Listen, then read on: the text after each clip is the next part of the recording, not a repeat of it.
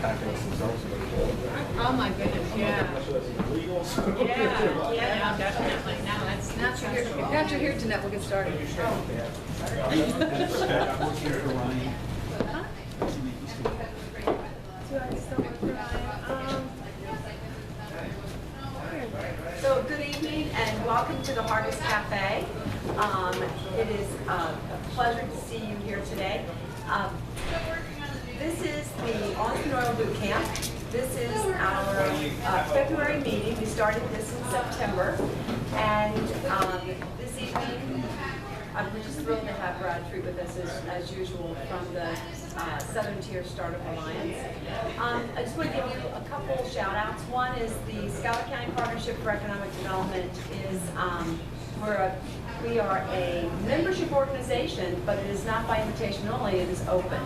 So if you're interested in becoming a member, you're welcome to go to our website, which is www.flxgateway.com. And the opportunity to become a member is on the website. We'd also invite you to go to the website because it does have very specific areas where you can, if you're starting a business, if you want to grow your business, if you want to relocate, all that information is available on our website, as well as our introductory video. So if you haven't seen the video that we have on the website, we suggest that you do that. It's fabulous. So this evening, Brad's going to kick this off, and we've been so blessed to have him with us now since the start of September. And he's done just a great job. So, Brad, I'm going to let you come up and take it from there. I've got an interview topic as well. Hey everybody, is this on? Why are you so far away? What's wrong with being right down here? Okay, so thank you, G, for that warm introduction, and I appreciate you all coming out tonight on this snowy, icy night. And what I'm going to talk about today, here's my agenda. Oh, where's my agenda? There it is. Sorry. What I'll be talking about tonight, primarily this topic of so you want to be an entrepreneur. So what is involved in taking that leap? I'll give you a little introduction myself. I'm going to take a little tangent and talk about 76 West. You may or may not have heard of 76 West. I'm going to explain what that is and how it relates to the area. And then the meat of it is how entrepreneurs first view risk, and how they're motivated, and then what are some of the next steps you can take. Just as a bit of context, I typically give this talk relatively early in the cycle, and this group really got going into interest in finance and legal pitfalls and that sort of thing, and then at the last meeting they said, you know what, I think we're ready to take the leap. What's involved with that? So just to expand on my introduction, so I've been the founder of a couple of companies. One of them's done very well, one of them I shut down because one of my customers was a crook, and one of them is still running. And I'm also the entrepreneur residence for the Southern Tier Startup Alliance. We support entrepreneurial activity throughout an 8-county region, and I'll give you a picture of that county. I'm also faculty at Cornell University and Ithaca College, where we teach practical entrepreneurship. Prior to that, I actually started my career in manufacturing, and that'll be relevant to one of the topics I'm going to make tonight. I do have a formal degree in mechanical engineering from North Carolina State and an MBA from Cornell. The Southern Tier Startup Alliance, I actually modified this map because we've had such a warm response here in Montour Falls. We cover an 8-county region, and these are the 8 counties here in green. And one of the things I wanted to highlight here is some interesting hotspots of innovation that we found throughout the area. So there's a curious thing going on between Montour Falls, Oxford, and Elmira, where they're saying, hey, we want to do more of this. How can we create more of a buzz? And I will tell you, not that I like to get upstage, but Oxford recently brought in NFL Hall of Famer Floyd Little as a way to draw people into their entrepreneurial event. So it made me a bigger star here in Oxford. In Montour Falls. But it's great to see these pockets, and one of the recurring themes I hear as I travel around the region is, gosh, I didn't know there were other people who thought like me. I thought I was doing this all by myself, and so it's great to see folks here. Oh, actually, that leads me back to my agenda. One of the last things we're going to talk about is open mic. So the open mic is your opportunity to come up here on the mic and introduce yourself to the group. We ask you to be brief, but really it's a jump start for the networking. Maybe I've got a new idea for a business, I'm launching a new business, I'm opening a new business in 2 weeks, I'd like to join a company, I brought my sauce, please come taste it, whatever it may be.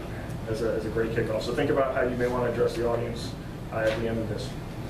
Okay, so that's the Southern Tier Startup Alliance. We are a free resource. We're actually a government organization. So this is your state tax dollars at work. What that means is, at no point am I ever going to ever ask you for money. I'm not going to hit you up for a consulting contract or anything like that.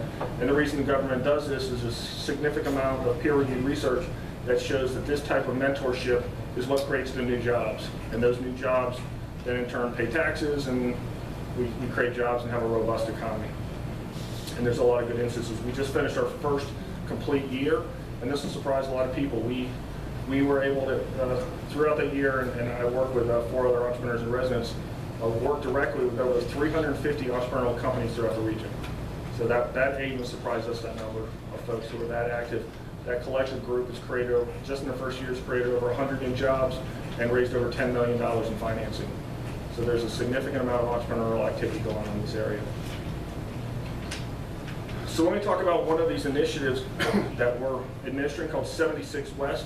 76 West was recently announced by the governor, I think just 2 weeks ago, not even 2 weeks ago. It is a multi-million-dollar clean energy innovation competition. And so some of the big things here, it's a 4-year program. We've given out $2.5 million per year to the companies. So it is a competition for businesses. I wouldn't call it a business plan competition, more of a business pitch, business innovation. And clean energy, I want to talk about this, is very widely defined. So you could have a clean energy company which is a better solar panel. That's very straightforward. You could have a clean energy company which is a software that makes your cell phone run more efficiently. It could be a better battery technology. It could be a better use of water. Water usage is a big energy consumer. So we're thinking very broadly on this, and it's significant money. The other thing about this money is it's not equity, so they're not going to take ownership in your business. It's not a loan. You don't have to pay it back. The only requirement is that a significant portion of your business operations have to be in the Southern Tier region of New York State. So if you know people who may be thinking about moving here, this may be something they want to look seriously at. So we've already received a number of inquiries. I will tell you what's important on the next slide here is the deadline. So it's going to come up on us pretty quickly. The deadline to apply is March 15th. So today we've already got 36 applications, and we're expecting a whole lot more. This type of money brings in some real interest.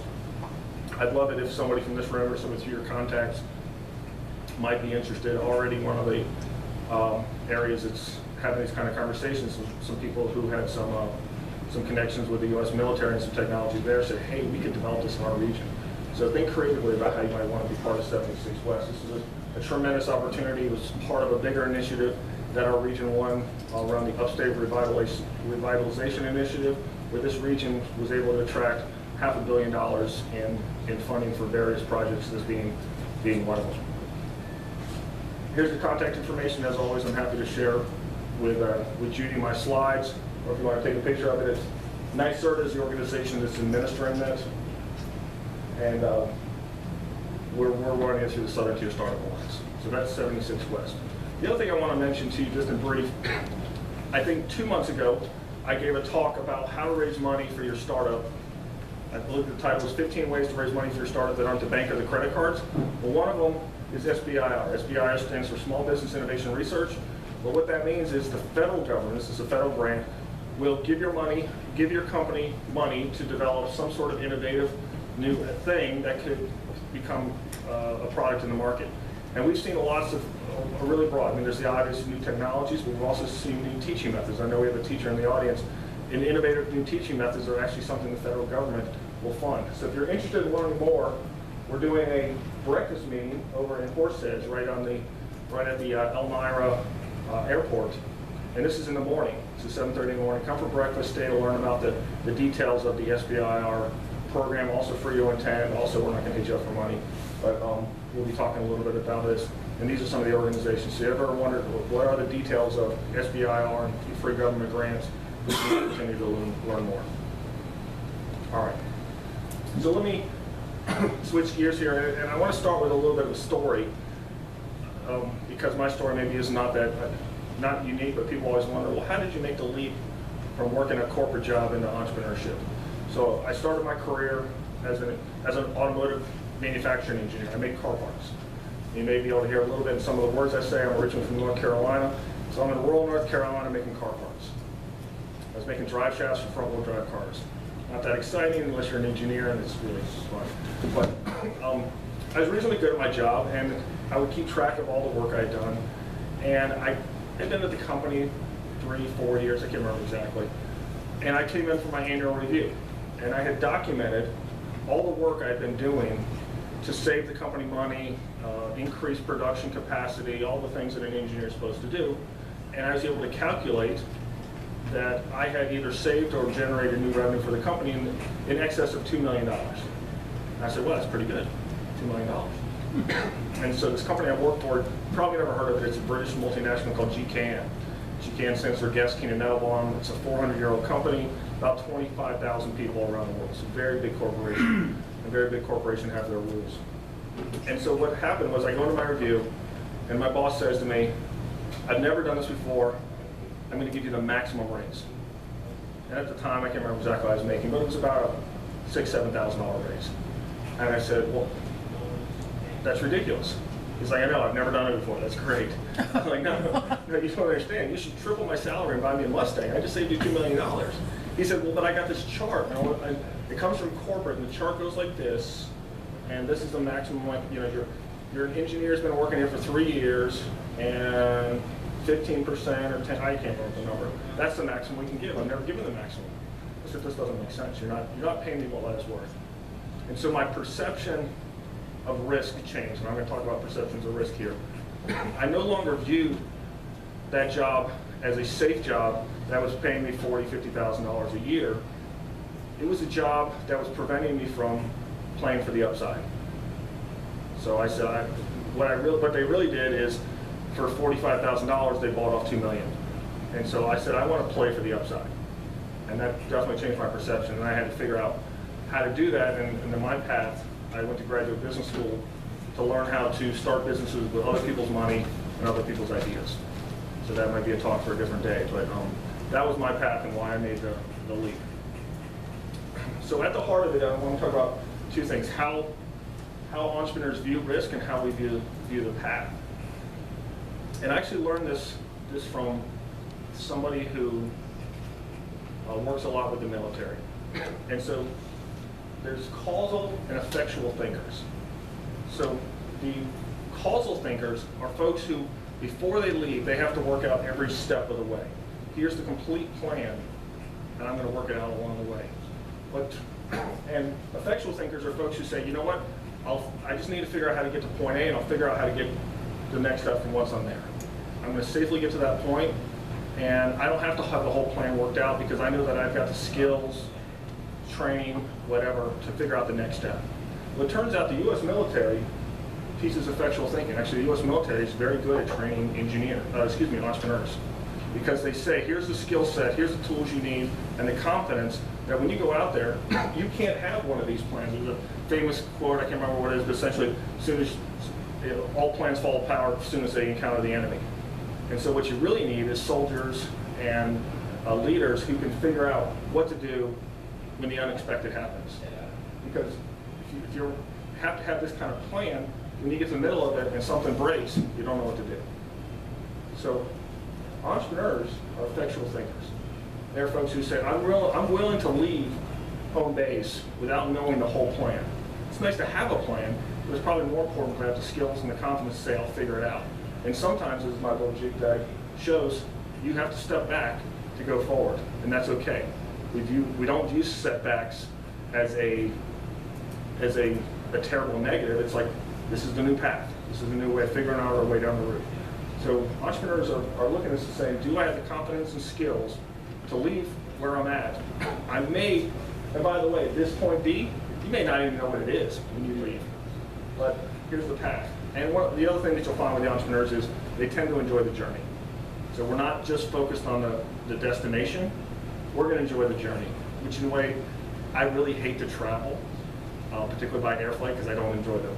I'd rather drive because I'll enjoy the path. So maybe that's how it manifests itself in his personal life. And so we're effectual thinkers, not causal thinkers.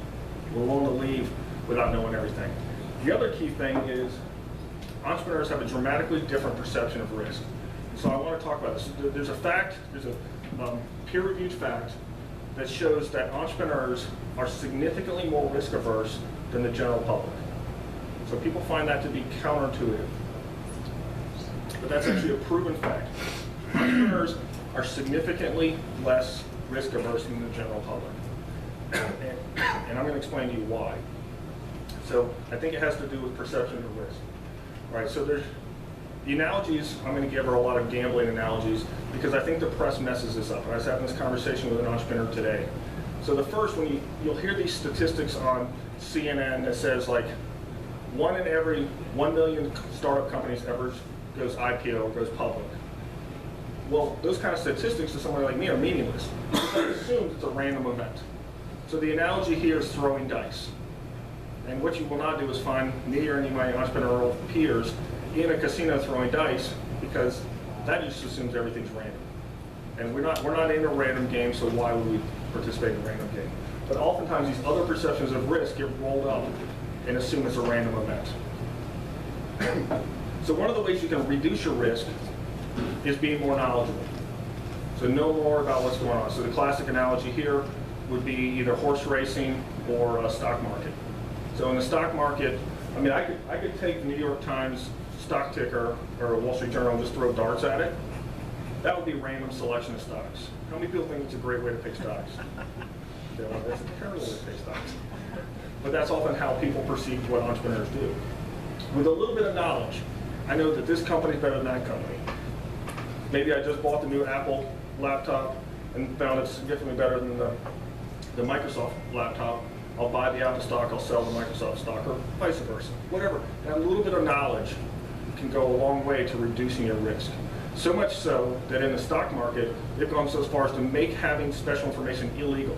You can go to jail for having more knowledge than the market could have access to.